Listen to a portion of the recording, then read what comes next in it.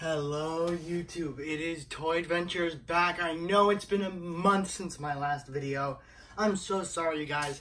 It's just work's been, driving me up a wall. I've had no time to, sit down and edit the videos or make a new one or do reviews because I have a lot backed up. I have, 3 new action figures today. I'll go ahead and introduce you to them.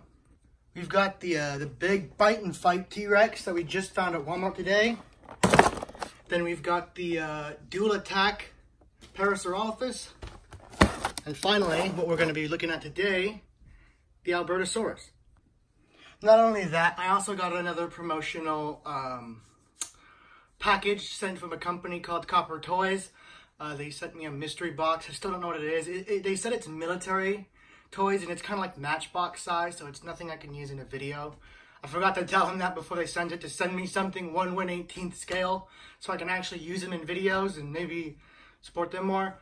But I'll do that when after I get these actual reviews up. The next video I'm uploading after this one, I promise this time, I know I keep saying it, but this time I mean it because I have 3 days off. The next video that's coming out is the Sorna video.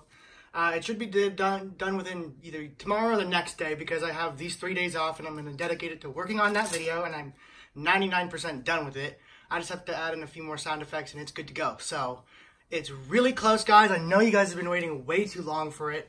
Trust me, I know. I feel so bad. But like I said, with this new job and they're working me to death, I just really haven't had time. But the paycheck came in and I found these dinosaurs, so let's get reviewing. Alright, so I posted this on, the little, what are they called? Stories, kind of, on YouTube, where you can, make a post, and you can comment and like on it. Kind of like a video, but it's just like a picture, or it's whatever you want it to be. A while back, I made one about the Albertosaurus, and everyone was excited about it, including me. I was super excited about it. And now that I got it in hand, I really like it.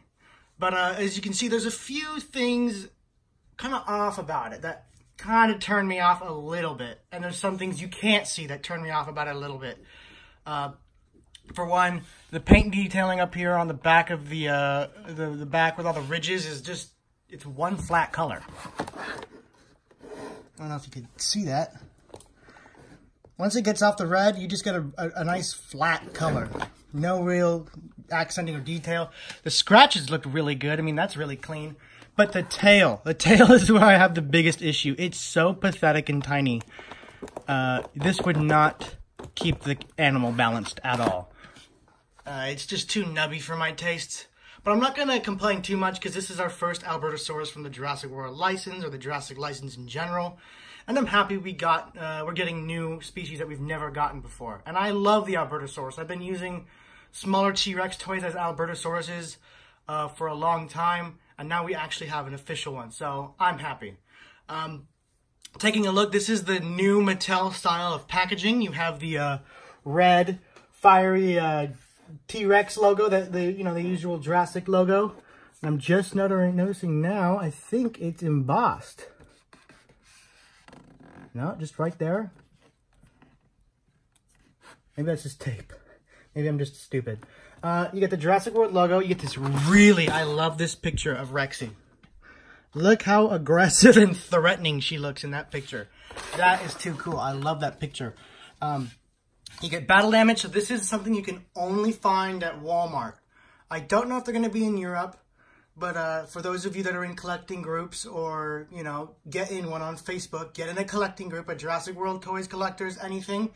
And see if you can't get someone from America to send you one, because this is so worth it. Just to get a new species that's it's not any of the other classes. It's its own thing, It's not a Roarvor size, and it's not a dual attack size. It's its own dinosaur. It's its own class.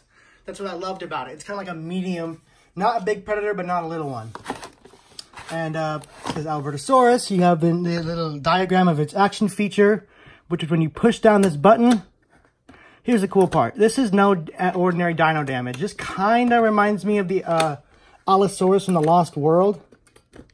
And we'll get into this little feature more, but I just want to show you the rundown basics just right now. Come on. This is a little difficult to use. Ugh.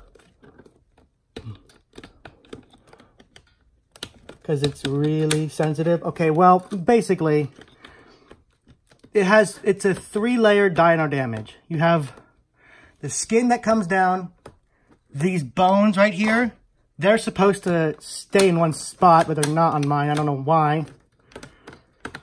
And then you knock that and you get this nice little squishy, fleshy part. So that's pretty cool. And if you don't want to finagle with anything, you can just flip it up and, you know, it's the usual dino damage for the rest of the line. Moving on to the back. We have a nice product, or, you know, prototype image of the Albertosaurus. It says activate double damage. And you have, for the new characters, you have Blue, Pteranodon, and Stiggy. Contendo, one dinosaurio. Yeah, I don't speak Spanish. Anyway, that's about it. You got battle damage on this side. Jurassic World right here. And yeah, you know, it's an open box design, so there's really no point in taking too much look at the box because, you know, you see what you get. So let's go ahead and get them open. And here it is, the Albertosaurus. And I gotta say, I like this figure so much more out of the packaging than I do inside. Inside, it was a little underwhelming. But right here, I like it much more, my bad. It's standing on its own. It looks much better that way. I mean, I'm still bummed out. Look at this. There's no paint. There is absolutely no paint other than this just, you know, diarrhea green color. Other than that, there is no paint. All your paint is right here in the head with this little eye and a little beige at the bottom. The beige isn't even on the bottom. There's no paint. It's a solid color once you reach after this point. The whole toy is a solid color. So that's a pretty lame excuse for a paint scheme. You get what? You get this little slash mark? Big deal. Give us more paint detail. So getting that pretty big gripe out of the way, my other gripe you couldn't see before is the way the mouth opens. It just opens awkwardly. It looks awkward to me. I don't know if it looks awkward to you guys, and it's super stiff. It's really, you gotta really have like strong hands to open it. It just looks odd to me. Maybe that's how the actual animal looks and I'm just, again, stupid, but I don't know how stupid I can possibly be. So, yeah. Paint, pretty lame. Gotta say, this thing fails in the paint department pretty hard. But sculpt, I really like the sculpt, especially around the head. You have, you know what it reminds me of is Disney's Carnotaurus. It looks kind of like that, how it has all these osteoderms on the top and the shingling on the top. Yeah, it just looks really aggressive and just mean. Exactly what you'd want for your medium-sized predator. So I'll just like twin it around and let you guys see all these details on it. When I was out looking, I was looking for the new Bull T-Rex, so the green Legacy T-Rex. If you guys don't know, I actually work at a Target, so I would be able to find it first, but I haven't been able to find it at pretty much any of my local Targets, so still on the hunt for that. I'm still on the hunt for the Concavator. This dude. Him. I'm not gonna try. I'm not. Alright, so far what we know is this dinosaur fails in the paint department pretty hard. Wins in the sculpt department pretty hard. And let's see how its articulation is. So, first of all, the head. This is what I want on every dinosaur in this line, but this is the only one to get it. This is what I want. I just want a ball joint. Give me a ball joint. You can look up, you can look down, you can look to the side, you can look to the side again. This is all I want. This is perfect. You can get him looking that way, you can get him looking that way, you can get him maybe, you know, looking up at something in the trees, or you may be looking down at his meal. It's perfect. The jaw, standard hinge, that's to be expected. This is the one toy, I think, that doesn't have the outward hinged arms. It's just, you know, your typical little dinosaur arms. The feet are on their standard little swivel right here with a little bit of in and out motion. The ankles, again, are articulated to help you balance it. But this thing really doesn't have balancing issues, as I say, as it falls. But, you know, it's pretty sturdy. It'll stay up.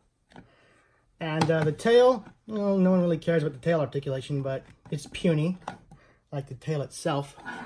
So articulation on this thing is really nice.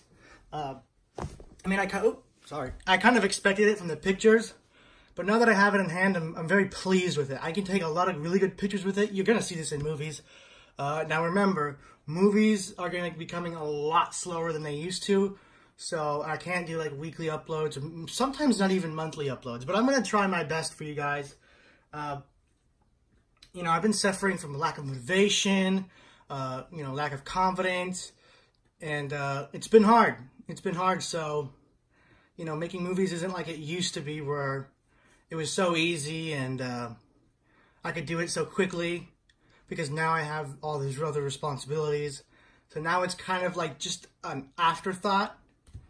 So, yeah, they're going to be coming a lot slower now. Anyway, there I am, rambling about unrelated stuff again.